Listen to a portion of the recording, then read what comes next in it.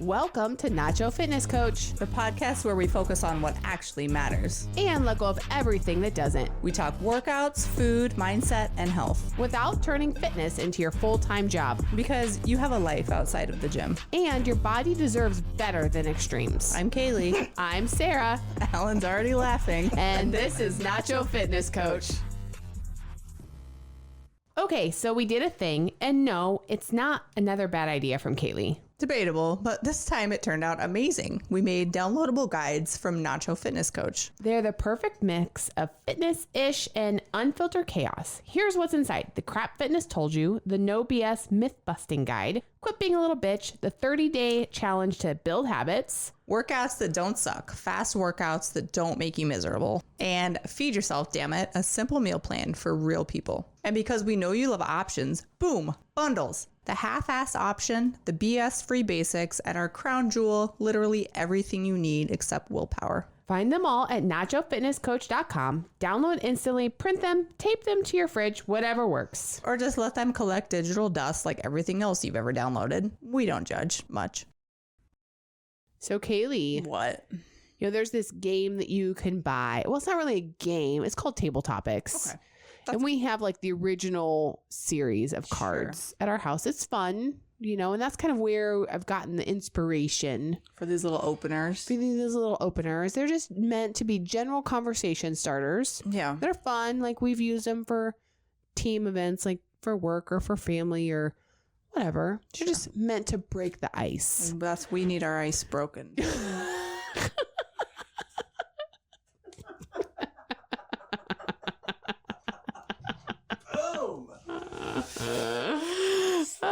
So here we are.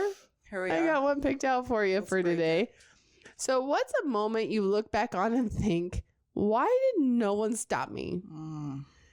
You know? Yeah. Okay. What do you think?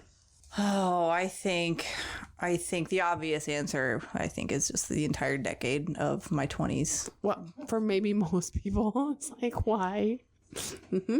Yeah, that's a tough time to just look back on and be like. All I'm going to say is I'm glad that phones were not in, or like cameras weren't in cell phones back then. Like, can you imagine? No. I mean, at least half of my bad pictures never became pictures because they weren't exposed right, or you couldn't see them, or the flash didn't go off. Like, can you imagine now? Did I already talk about this season where I had an old classmate that had our old our 8th grade videos? Yes.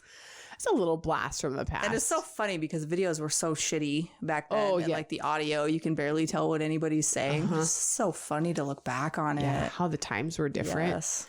So my 20s, no, but I think, and I guess it's, when I was 18, I just think back like how my parents let me move to New York to be a full-time live-in nanny. For a family that like there. You had never met. I flew out once to meet them, interview. They offered me the job and they're like, all right, go pack your shit and come live with us in 3 weeks. We'll see you then. That's wild. I had flown one time in my life. And so now I'm flying across the country by myself. Nobody flew with me. With like a suitcase of clothes and here you go. Yeah, I think I had 2 suitcases that I checked and that's all I took. And I went and lived with this family for a year and pissed away every last cent. She had no overhead expenses at that point. Like you weren't on your own to pay for really anything probably, were you? 0 bills. Did they pay for everything for you? Like if they went out to food? They would take me out to eat with them, paid for my food, groceries, obviously. So you're basically just another kid for them, but you were in charge of their kids. Yeah, that's really weird to think about. But, and the boys it was 2 boys. They were 8 and 11. So they were in school all day. Yeah, which is... So it was the easiest job I ever had. And sometimes I wish I could just like get an opportunity like that again to just like go off, experience something, make money while you're doing it. Yeah, but then you spent it all. Well, I did. But what did you do during the day when they were at school? I think I just slept. I remember watching a lot. I don't know if it was the entertainment channel. It was, I think Britney Spears was pregnant with their first baby. I just have a really vivid memory of like sitting on their couch. E.T. was a great... something. And they were doing like this special on like how spoiled Britney Spears' baby was going to be and all the baby stuff. And I don't know why I remember that. But And it was 2005. So I didn't have like social media. Nope. I didn't even have a cell phone for the first probably 3 months I was there, because you couldn't take your cell phone back then. The cell phone that I had at home, I had to give my brother because of the roaming and all that. Yeah. You know? Oh, that's right. So yes. funny, he still has that phone number to this day. You were out of that network. So yeah, you could, or would have cost a bunch of money. Yeah. Text messages had just started maybe then, but you had to pay like per text message. Yeah. It was like 10 cents to send and 10 cents to receive. And that added up really fast. So I didn't even get a phone for the first couple months. Didn't have social media. So I didn't know anybody there. No. Except the family I worked for. I met a couple other nannies, here and there. But I don't know. It's a weird time to think about. Mm-hmm. But do you think even if your parents had tried to talk, like, did your parents try to talk you out of it and they just, you didn't listen? Did, yeah. I mean, I feel that's also kind of a stage of life, right? I was 18. They couldn't stop me from doing it. But they, that would have been a really tough thing to, have your kid who you can't tell them no. No. It was hard. And my dad had written me an email like that I couldn't read until I got there. He like sent it after I left. And then so when I checked my email when I was there, it was like this really sad, like sentimental email from my dad. I'm like, I want to go home. It's like, I just got here, but I don't want to stay. So that was interesting. Ooh, yeah, that's wild. It's a thing I did. Uh-huh. Yeah. Grew up. Made me grow up. It does make you grow up. Adversity. Mm-hmm. Yep. I mean, just new experiences. But yeah, can you imagine, like, our kids will never experience that feeling of disconnection to that level, right? That's not a thing in our world anymore. It was just, I just flew off to New York. No phone, nobody, like, no. To live I remember I had a phone in my bedroom, and if somebody from back home or anybody called me and I wasn't in my room to answer the phone, they had to leave a message, voicemail, on the answering machine. Leave a message on the answering machine. Yep. I remember in college, because then it costs a lot of money to even call long distance phone numbers. Yep. So my mom would buy calling cards for me with so many minutes on it so that I could call home. And maybe like 300 minutes from Sam's Club or whatever. And so I would get to the point where you memorize the 800 number. I memorize the calling card number. I can't remember. Probably. I feel that's that kind of, that family, maybe they just paid for long distance calling. It just showed up on their cell phone bill or on their like landline bill or whatever. But yeah, you had to pay per minute if it was not your area code. And crazy how times have changed. Yep. Well, so then there was one time where I had flown home for a weekend or like a long break or something. Flew home and then it was time to fly back to New York. Had a layover in Chicago, went on to New York, and it was Sunday night. So I had to work in the morning. And we had...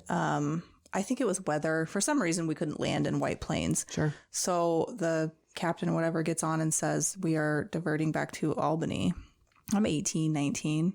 I can't rent a car. Nope. I can't get a hotel room. Nope. No money. Do you have a credit card at that point? Because I don't know. Yeah, no. So I'm like, what am I gonna do? And even if I could rent a car, I don't know how to get from Albany to Rye Brook. You're gonna drive before, like how you don't have it on your. I don't have Google Maps. Nope. I did have my cell phone by then. So I remember because I called my parents. All the people around me were kind of starting to like come up with their plans of how they were going to get to where they needed to go. And there was some nice people around me. And I was like, hey, guys, I'm fucked. I don't know what to do. Can you help me, please, before I cry? So, and my parents even like talked to the people on the phone. But my parents were freaking out, as you would be. Sure. So that this group of people rented a car, and none of them knew each other either. And we all jumped in, and then we start getting closer, and I'm like, I can give them my address, but I don't know how to tell them to get to my house. Right. But when I called the family, the people I was working for, I was like, hey, here's the situation. I'm in Albany. They were like, okay. See you in the morning. Better get a kid's to school. See you tomorrow. We're paying you. Okay. All right. So... I made it. Yeah, somehow. I started, once we got closer, I kind of was seeing like landmarks and some different things I recognized. I'm like, okay, now now I know where I'm at. But did the other people live close then to like the airport somehow? Like, I think everybody just kind of lived over there. It's like towns are like bam, bam, bam, bam, 100%. So it just so happened like the people, they might have been going to Port Chester, Yeah. It was. I don't think anybody else was in Rye Brook where I lived, but they're all kind of close and.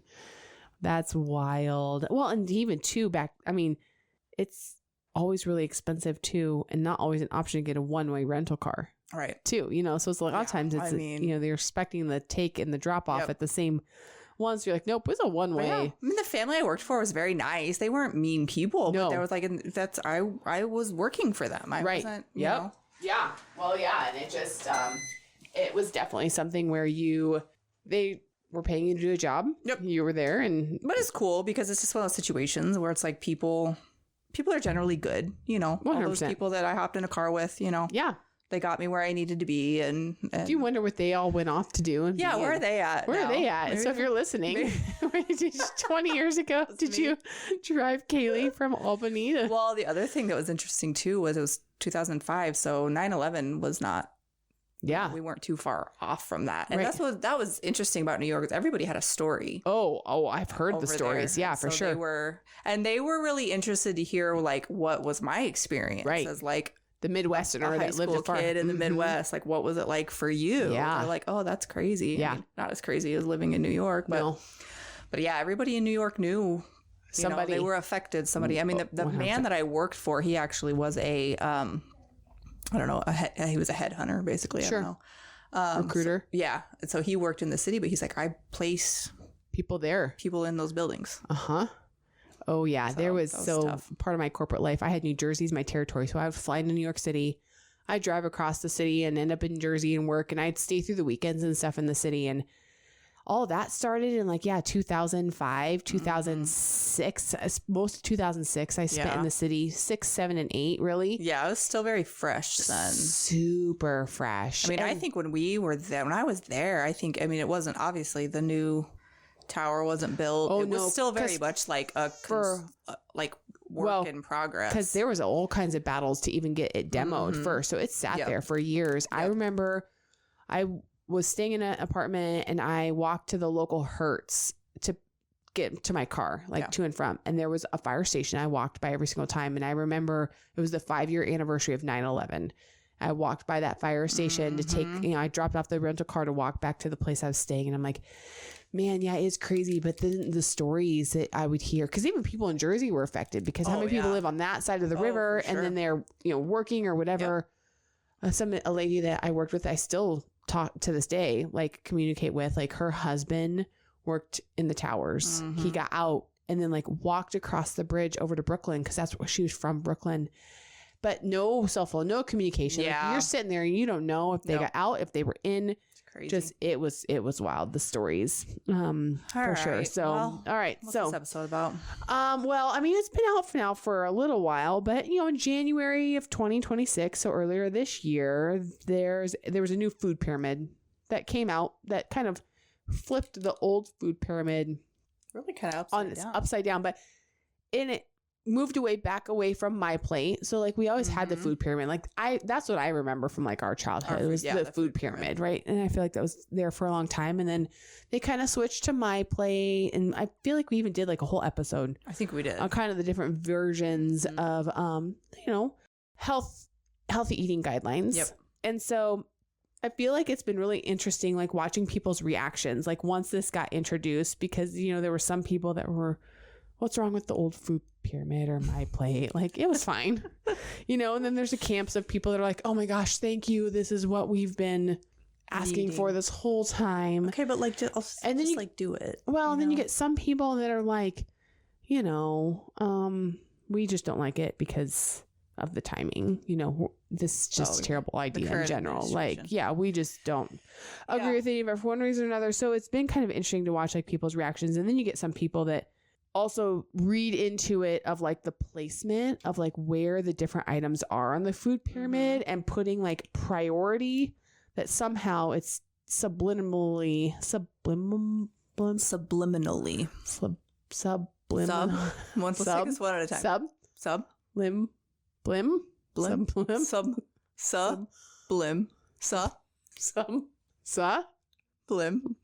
min no subliminally. There you go. Got it. Telling you that because we read right to left, that the items on the right side of the pyramid are more important than the ones on the left. listen, Okay. you know, it's going to go there. Like people are going to pick anything apart. Okay. And then there's some people that are like, what does it freaking matter? You should just be eating better anyways. But I have an opinion as to why it actually matters. But Oh, you do? I do. So are you shocked by that? Like You with an opinion? No. I kind of want to go through this because when you first sent this to me, I went through the whole experience on the website, and it was kind of cool. Which is what? So it's a walk. The official URL is realfood.gov. okay. So up top, the state of our health. America is sick. The data is clear. And then you scroll down, and this little red pop-up thing says, Which I really don't know if you can deny that. I mean, that's just a fact. Yeah. Oh, my stomach's making noise. Oh, you're fine. I'm fine. 50% of Americans have prediabetes or diabetes. Which is a fact from statistical. 75% of adults report having at least one chronic condition. 90% of U.S. healthcare spending goes to treating chronic disease, much of which is linked to diet and lifestyle. Yep. Okay, so now you get this the red takes over the screen. Oh, there she is. The old, beautiful, for decades. Oh, yeah, this is the 1992 food pyramid. Oh, yeah. For decades, we've been misled by guidance that prioritized highly processed food and are now facing rates of unprecedented chronic disease. I would just like a day that's precedented. How do we get that? We can solve this crisis. I'm like imagining this in Donald Trump's voice. For the first time, we're calling out the dangers of highly processed foods and rebuilding a broken system from the ground up with gold standard science and common sense. Introducing, can I get a drum roll? Yeah, here we go, getting it on the table over there. The new pyramid. Okay, so with that, we're going to take just a quick little ad break. Want more Nacho Fitness Coach? Find and follow us on social media. Find us on Instagram, YouTube, and TikTok at Nacho Fitness Coach. And on Facebook and X at Nacho Fit Coach.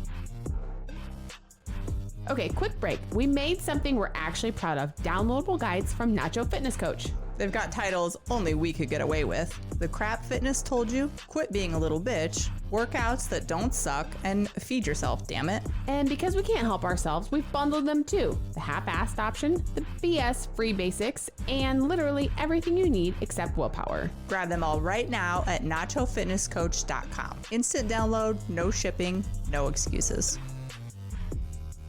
Okay, we're back. Oh my, this is like a production. It is a whole production.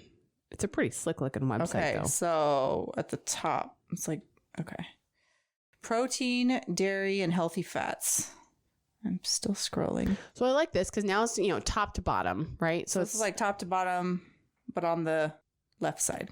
Because now they're going to put fruits and vegetables. Oh, I went by too fast. Hold on. Over on. Oh, snap. I zoomed in and out. Woo. Yeah, it's a fickle. It is a little bit touchy. Okay, hold on. So it's kind of going protein, dairy, and healthy fats, like top to bottom, but taking up the left side. Yeah, and then you keep scrolling, and then the fruits and vegetables start popping up on the right side. Which I love this because your protein and healthy fats should absolutely be your priority. For too long, we've been told low fat's better, and that's just not the case. You need your healthy fats to support your hormones, to make sure you're getting in enough calories to be active. Like that's right. I like it. And then they put whole grains on the bottom, which whole grains used to be like the most prominent. Yeah, it was like the 6 to 11 servings, I think it said. Yeah, 6 to 11 servings. Now it's saying, listen, you can have it, but just we need to have it a little bit at the bottom. So now it's going to go into each thing. So now it's zoomed in on protein, dairy, and healthy fats. Let me read this real quick. We're ending the war on protein. Every meal must prioritize high-quality, nutrient-dense protein from both animal and plant sources, paired with healthy fats from whole foods such as eggs, seafood, meats, full-fat dairy, nuts, seeds, olives, and avocados. Protein target 1.2 to 1.6 grams of protein per kilogram of body weight per day. So I just want to call out one important thing, because when you are looking at trying to figure out your macros, oftentimes I will say 1 gram per pound of body weight. Well, here they're talking about kilograms. Right. So you have to be careful because it's 1.2 to 1.6 grams per kilogram. Yeah. So it all depends on how you want to look at it. Yeah. But just pay attention to whether or not it says pounds or grams when you're looking at your different recommendations here. So All right, now we veered over into fruits or vegetables and fruits. Vegetables and fruits are essential to real food nutrition. Eat a wide variety of whole, colorful, nutrient-dense vegetables and fruits in their original form, prioritizing freshness and minimal processing. Vegetables 3 servings per day, fruits 2 servings per day. I love that they included a bag of frozen peas, only because sometimes you get in this debate where people are like, oh no, you gotta have fresh. I'm like, listen, This 2026. if it's frozen or canned, it's better than nothing. So just, it's fine. It's fine. It's fine. All right. And then our whole grains. Whole grains are encouraged. Refined carbohydrates are not. Prioritize fiber-rich whole grains and significantly reduce the consumption of highly processed, refined carbohydrates that displace real nourishment. Target 2 to 4 servings per day of whole grains. I think that's a good serving oatmeal size. Is this oatmeal? Yeah. Okay. So like oatmeal. Because the little rolled oats are out there on the outside the cup. I have a question. I buy Sara Lee bread. Yeah. We've always been a white bread family. Sure. So sorry, judge me. Mm-hmm. But Sara Lee has it. It looks like white bread. It's called white bread, but it's white bread with whole grains. Yeah. Yeah. I don't know why I think it's a marketing thing. You think so? I've never super looked into it, but I'm you like, know what? nah. Let's look at the nutrient, like Sara Lee white bread, because I did at one point also buy that when I did a lot. Okay, here, white made with whole grains. I would like to see what the nutritional facts I would like are. to compare it to like their white bread. Oh, there's the label. Okay, hold on. What's the ingredients we've got here? Oh, is it just wheat flour instead of white flour? Maybe that could be why. Well, here. Wheat flour, enriched wheat flour. So I wonder if the other one's just white flour, and that's enough for them to if that's enough for them to remarket it as whole grains, because then that makes it healthier, I guess. White made with whole grains. That's what I wonder. Like, is it healthier? No. I bet you it's all the same stuff, but instead of having it enriched white flour, it's going to be enriched wheat flour. I bet you that's literally the only change. Okay, so yeah, this is still technically a white bread, but it's made with some whole grain flour mixed in with refined flour. It contains whole grains and a few grams of fiber per serving. For example, about 3 grams of fiber per 2 slices and some whole grain grams. Because some whole grain is included, it's more nutritious than plain white bread in terms of fiber and whole grain content. Oh, yeah, because they do then here, like the 5th or 6th ingredient is whole wheat flour. So then the classic white bread is made from refined white flour with little or no whole grain content. It typically has lower fiber and fewer whole grain nutrients. Yep. So It's basically the same thing. if you're choosing for nutrition, the made with whole grain version generally offers a bit more fiber and whole grain content than plain white bread. If you're after classic taste, texture, and don't care about that extra fiber, the classic white is what you're used to. I think it tastes fine. I mean, I'm not like... It's really about the same, I feel like. I hate wheat. Yeah, it depends on the bread. wheat bread. Yeah. We love good seed bread, Mr. Good Seed bread in our house. Didn't you say one time it started sprouting actual plants or something? No, but you can get sprouted bread. I don't think Mr. Good Seed's actually sprouted bread. That's Ezekiel bread.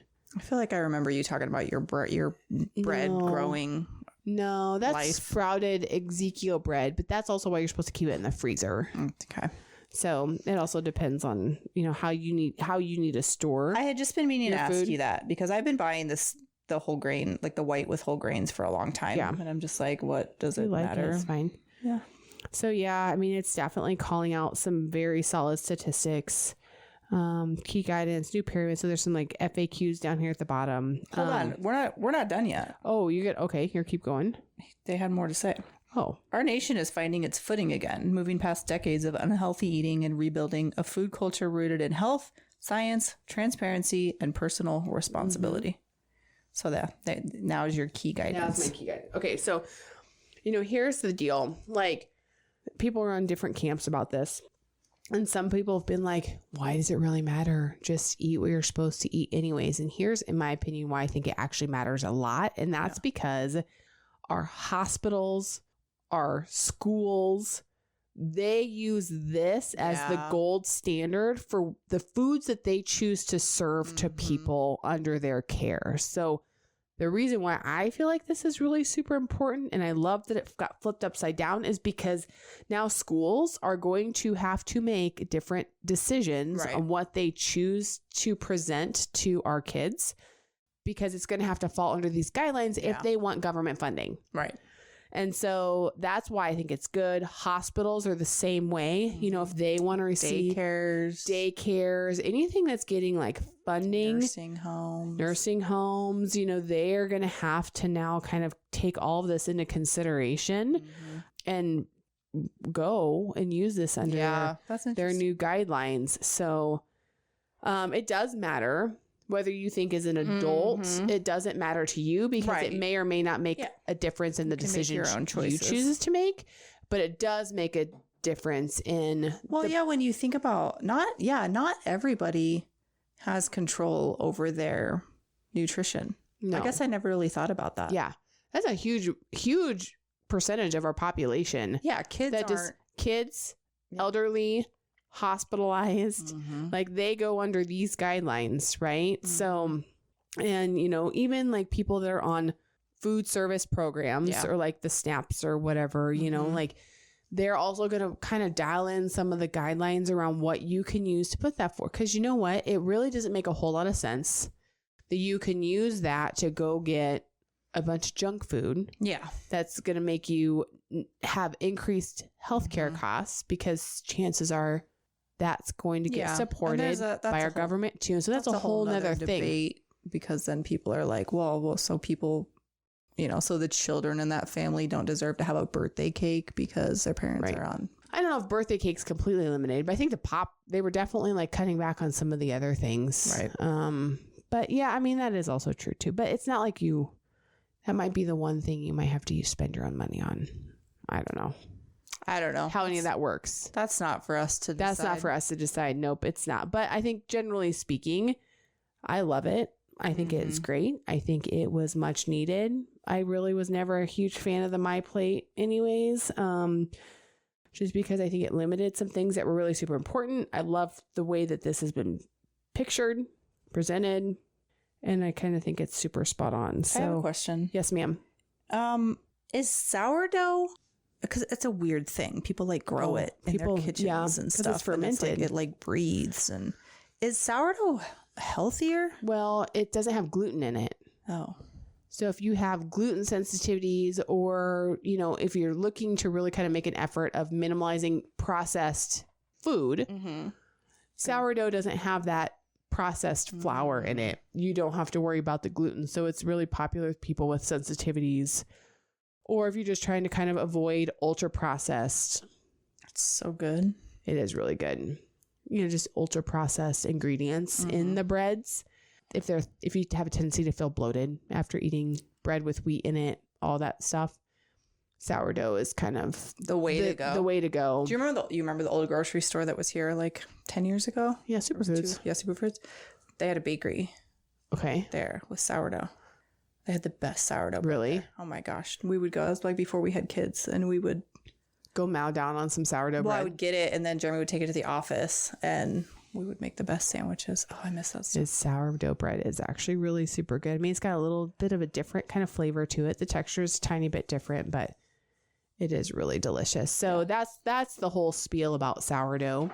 Okay. And why people somebody asked me that recently, and I was didn't have a good answer for him. Question for Sarah. Yeah, it's around the wheat and the gluten. However it raises, it's got that fermented.